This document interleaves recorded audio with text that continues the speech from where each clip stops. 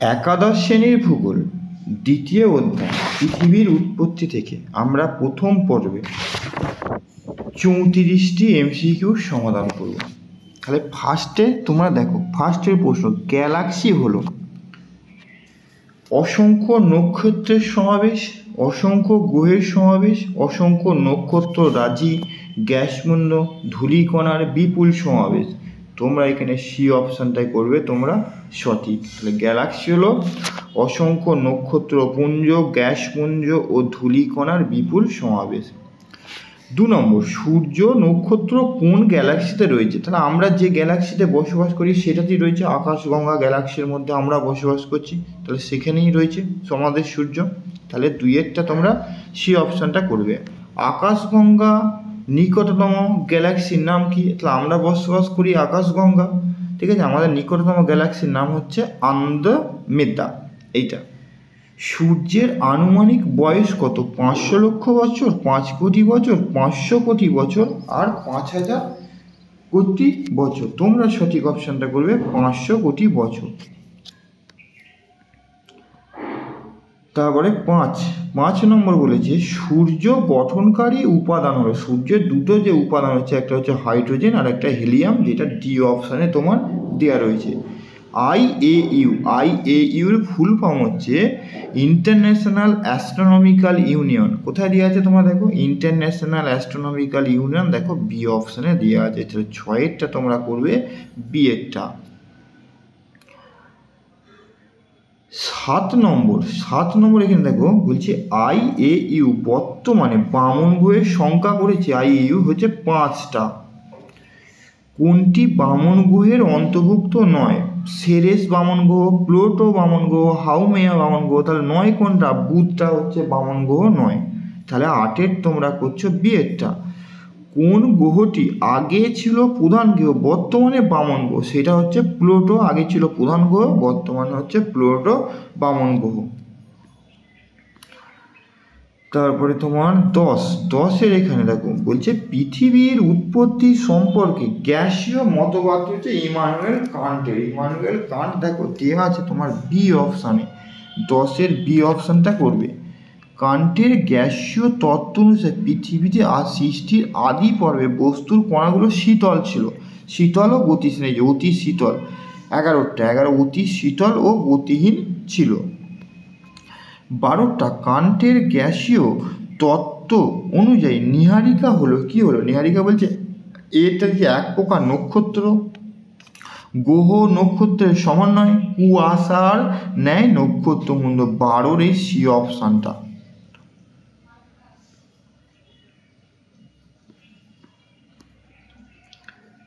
তারপরে 13টা দেখো, 13 বলেছে কান্ট পৃথিবীর উৎপত্তি সম্পর্কে গ্যাসীয় মতবাদে কোন বিষয়টি সর্বাধিক গুরুত্ব দেয়? সর্বাধিক তিনি গুরুত্ব দিয়েছিলেন বি এর অপশানটা, অভিকর্ষজ বল ও মাধ্যাকর্ষণ শক্তির ওপরে সর্বাধিক গুরুত্ব দিয়েছিলেন।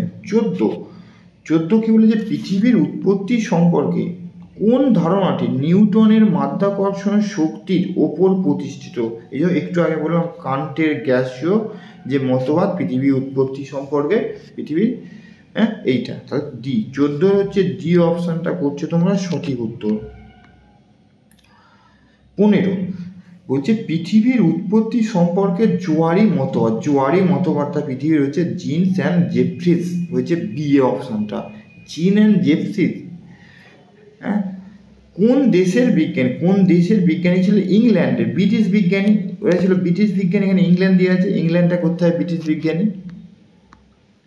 17 বলেছে জিনস জেফ্রিজের জোয়ারি মতবাদ অনুসারে সূর্যের দেহ থেকে গ্যাসীয় পদার্থ বিচ্ছিন্ন হওয়ার কারণ কি? কারণ এখানে হচ্ছে সূর্যের পাশ দিয়ে যে একটা বিশাল আকার নক্ষত্র গমনকালে আকর্ষণে। এখানে সি অপশানটা করতে হবে তোমরা সঠিক উত্তর।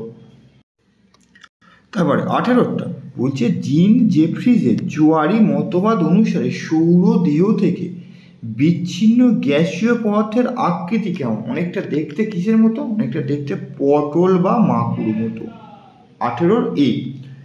19-এরটা জিনস জেফ্রিজের সৌর দেহ থেকে বিচ্ছিন্ন গ্যাসীয় পদার্থের নামকরণ করেন। নামকরণ করেন কে এখানে? দেখো, রেড বল সিঙ্গুলারিটি, ব্লু বল ফিলামেন্ট, তার নাম দিয়েছে তান ফিলামেন্ট, 19 ডি। 20 বলছে গ্রহগুলোর মধ্যে উপগ্রহ সংখ্যা কার বেশি? আমরা সবচেয়ে জানি বড় গ্রহ, তার বৃহস্পতি হচ্ছে উপগ্রহ সংখ্যা বেশি, আয়তনও বড় এবং উপগ্রহ সংখ্যার দিক দিয়েও সবচেয়ে বড় হচ্ছে বৃহস্পতি। বিগ ব্যাং থিওরির প্রকৃত প্রবক্তা হচ্ছে কি তোমার? বিগ ব্যাং থিওরির প্রকৃত প্রবক্তা এখানে হাবল, ল্যামেটরো, পেনজিয়াস আর স্টিফেন হকিং। এখানে হচ্ছে হাবলকে প্রথমে বলা হয় প্রকৃত বক্তা, তিনি প্রথম উপস্থাপন করেছিলেন হাবল। তারপরে স্টিফেন হকিংস কোন আবিষ্কার শতাব্দীর শ্রেষ্ঠ আবিষ্কার হিসাবে ব্যক্ত হয়েছে? তার নাম হচ্ছে কসমিক তরঙ্গ, শতাব্দীর শ্রেষ্ঠ আবিষ্কার। 22 বলছে কসমিক তরঙ্গের আবিষ্কারদ্বয় হলেন কে? এই কসমিক তরঙ্গ আবিষ্কারদ্বয় কোন দুটো নাম? এখানে হচ্ছে বি অপশানটা, বি অপশান হচ্ছে জন ম্যাথের এবং জর্জ স্পুট, এই দুটো ব্যক্তি কসমিক তরঙ্গের আবিষ্কারদ্বয়। 24 বিগ ব্যাং ধারণা অনুযায়ী একেবারে শুরুতে মহাবিশ্ব ছিল ছোট বলের না, যার নাম হচ্ছে তোমার কি? সিঙ্গুলারিটি। 24 তার নাম হচ্ছে সিঙ্গুলারিটি। 24 ডি তোমরা করবে, 24 ডিটা।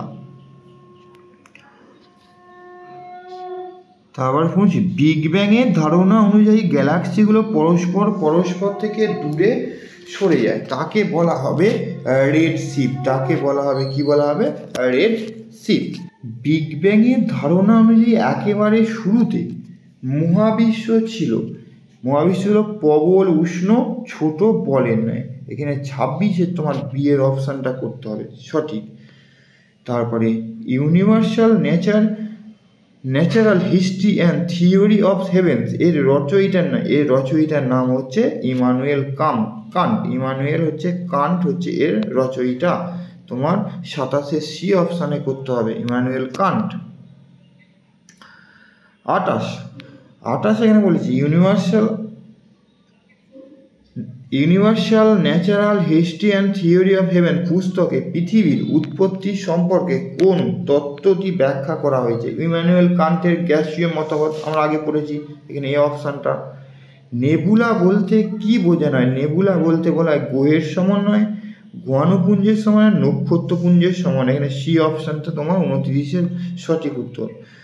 তারপরে 30 বলছে বিগ ব্যাংয়ের তত্ত্ব অনুসারে বর্তমানে মহাবিশ্ব কীরূপ? এটা অস্বচ্ছ আকারে, স্বচ্ছ আকারে, মোট পুঞ্জের ন্যায়, সবকটি ঠিক। এখানে বি অপশানটা 30 বি অপশানটা স্বচ্ছ আকারে হচ্ছে তোমার সঠিক। এবারে তোমাকে 31 ম্যাচ করতে হবে, কোনটা তোমার সঠিক তোমাকে করতে হবে। ভালো করে দেখো, বলছে আন্ডারমেন্টা একটা গ্যালাক্সি, হ্যাঁ। ক্যাসিওপিয়া নক্ষত্রমণ্ডল, না। প্লুটো প্রধান গ্রহ, না। মাকে হচ্ছে বামন গ্রহ, হ্যাঁ। 1 আর 4 ঠিক, 2 আর 3 ভুল।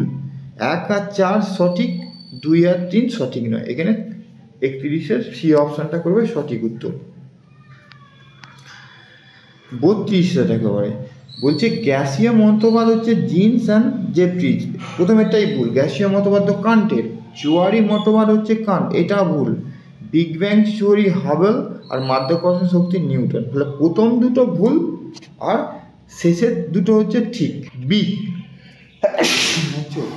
তাহলে বিটা 1 আর 4 হচ্ছে সঠিক, এই 3 আর 4 সঠিক, আর 1, 2 সঠিক নয়। তাহলে 32 বি পেলাম। 33 সিরেট সূর্যের সবচেয়ে কাছের বামন গ্রহ, ঠিক। প্লুটো বামন গ্রহ, বৃহস্পতি উপগ্রহ সংখ্যা ঠিক। কুলিন হচ্ছে হাউমিয়া হচ্ছে কুলিন গ্রহ, এটা ভুল। 1, 2, 3 সঠিক, 4 সঠিক নয়। এখানে বি অপশানটাই করে দেওয়া আছে, দেখো। 34 ফিলামেন্ট বলছে জিন অ্যান্ড জেফ্রিজ ফিলামেন্ট। তারপর কি বলেছে? এটা সঠিক। কসমিক তরঙ্গ কণ, এটা তোমার সঠিক নয়, ভুল। সিঙ্গুলারিটি বিগ ব্যাং থিওরিতে পেয়েছি, আর ব্লু শিফট হচ্ছে গ্যালাক্সির কাছে চলে আসা, ঠিক। তাহলে 1, 3, 4 এটা হচ্ছে তোমার ঠিক, আর 2 হচ্ছে তোমার ভুল। তো 34-এর দেখো 1, 3, 4 হচ্ছে সঠিক, আর 2 নম্বরটা সঠিক নয়, তাহলে 34-এর ডি।